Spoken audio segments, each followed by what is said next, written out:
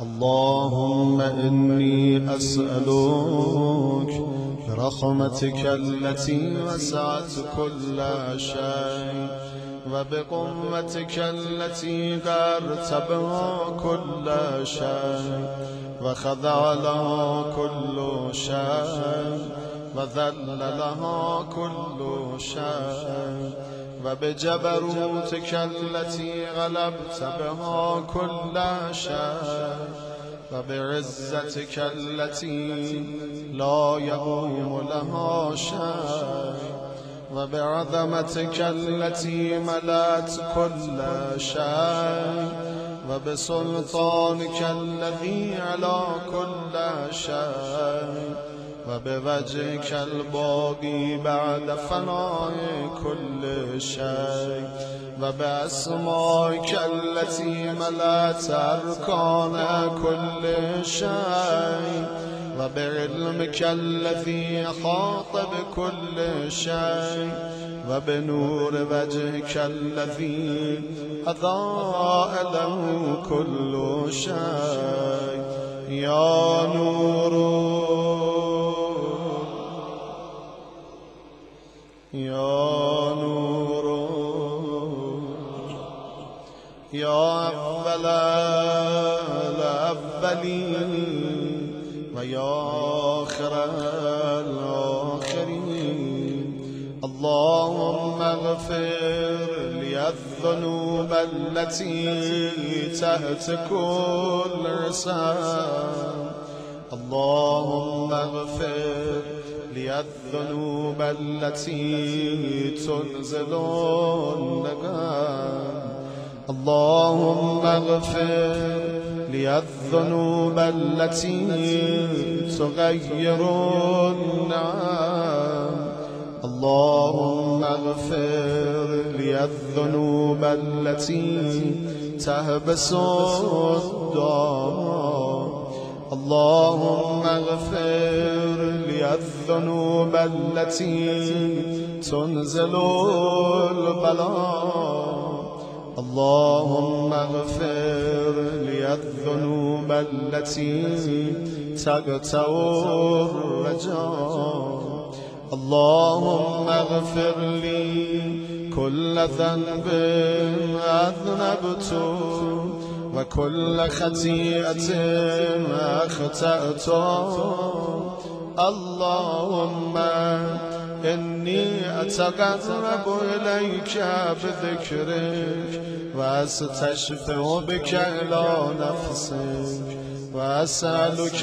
بجودك أن تدنيني من قربك وأن توزعني شكرك وأن تلهمني ذكرك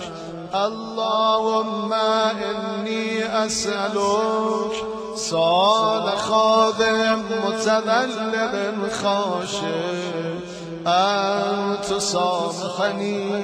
وترحمني وتجعلني باسمك راضيا قانعا وفي جميع الأحوال متواضعا اللهم وأسألك صالح من اشتدت فاقته وأنزل بك عند الشدائد حاجته وعظم فيما عندك رغبته اللهم عظم سلطانك وعلى مكانك وخفي مكرك وظهر أمرك وغلب قهرك وجرت قدرتك ولا يمكن الفرار من حكومتك اللهم لا أجد لذنوبي غافرا ولا لقبائه ساترا ولا لشيء من عملي القبيح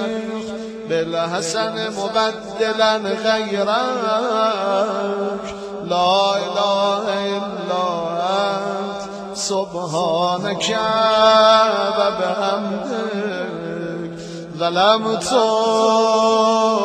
نفسي وتجرأت بجهلي وسكنت إلى قديم ذكرك لي ومنك علي اللهم مولاي كم من قبيح سترت وكم من فود من البلاء أقلت وكم من ثار وقيت وكم من مكروه دفعت وكم من ثناء جميل لست أعلى له نشرت اللهم أذم بلائي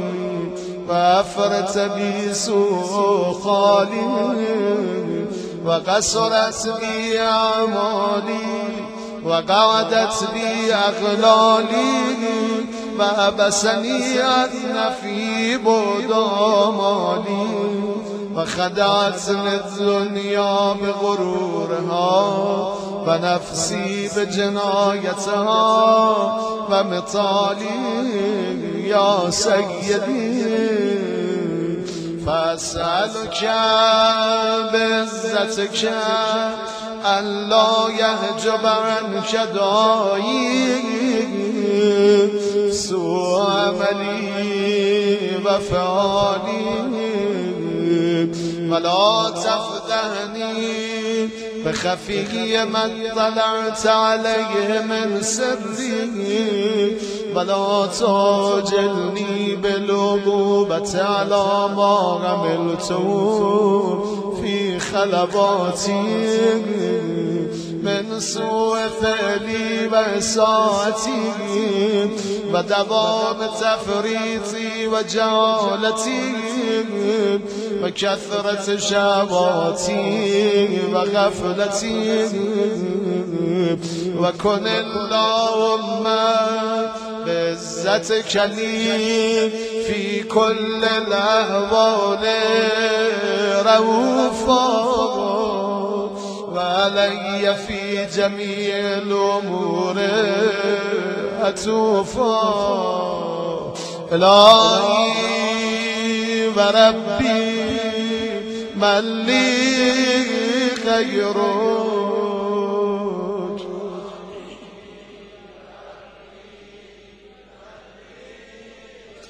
أسأله كشف ضري والنذر في أمري إلهي ومولاي أجريت علي حكما اتبعت فيه هوى نفسي ولم أهترس فيه من تزيين عدوي فغرني بما أهوى وأسعده على ذلك القضاء فتجاوزت بما جرى علي من ذلك بعد حدودك وخالفت بعد أوامرك فلك الحمد علي في جميع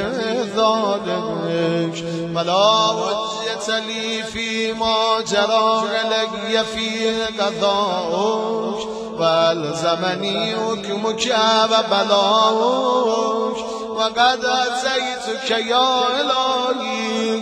بعد تبصيري وإسرافي على نفسي معتذرا نادما منكسرا مستغفرا منيبا مقرا مذلا مترفا لا أجد مفرا مما كان مني ولا مفزعا أتوجه إليه في أمري غير قبولك وذري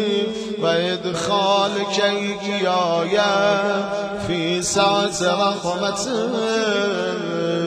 اللهم فاقبل عذري وارحم شدة ضري وفكني من شر وثاقي يا رب ارحم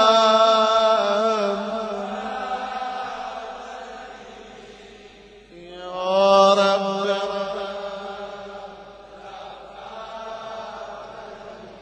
ورقة جلدي ودقة عظمي يا من بدا خلقي وذكري وتربيتي وبري وتغذيتي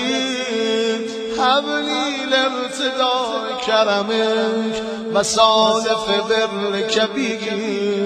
يا إلهي وسيدي وربي أتراك معذبي بنارك بعد توحيدك وبعد من سوى عليه قلبي من معرفتك ولهج به لساني من ذكرك واعتقده ضميري من حبك وبعد صدق اعترافي ودعائي خاضعا لربوبيتك هيهات أنت أكرم من أن تذكي من ربيت أو تبرد من أدنيت أو تشرد من عابيت أو تسلم إلى البلاء من كفيته ورحمته وليت شعري يا سيدي وإلهي ومولاي أتسلط النار على وجوه خرت لعظمتك ساجدا وعلى ألسن نطقت لتوحيدك صادقا وبشكرك مادخت وعلى قلوب اعترفت بإلهيتك محققا وعلى ضمائر هوت من العلم بك حتى صارت خاشعة وعلى جوارع سعت إلى أوطان تعبدك طاهرة وأشارت باستغفارك مذهبا ما كذب الظن بك ولا أخبرنا بفضلك يا كريم يا كريم يا رب يا كريم يا رب وأنت تعلم ضعفي عن قليل من بلاء الدنيا وعقوباتها وما يجري فيها من المكاره على أهلها ألا أن ذلك بلاء ومكروه قليل مكثور يسير البقاء قصير مدته فكيف توالي لبلاء الآخرة وجليل وقوع المكاره فيها وهو بلاء تطول مدته ويدوم مقامه ولا يخفف عن أهله لأنه لا يكون إلا عن غضبك وانتقامك وسخطك وهذا ما لا تقوم له السماوات والأرض يا سيدي فكيف لي وأنا عبدك الضعيف الذليل الحقیر المسکین المستکین.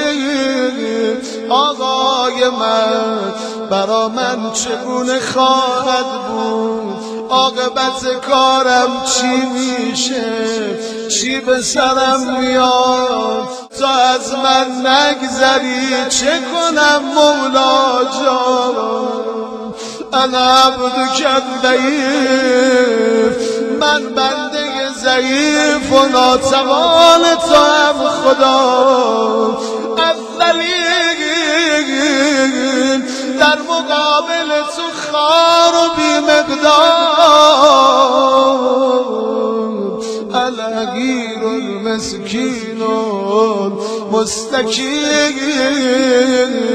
مولا جانم امشب خیلی ها رو بخشیدی و میبخشیدی، رحمت تو شامل حالشون میکنی خدا. میشه منم ببخشی آقای من؟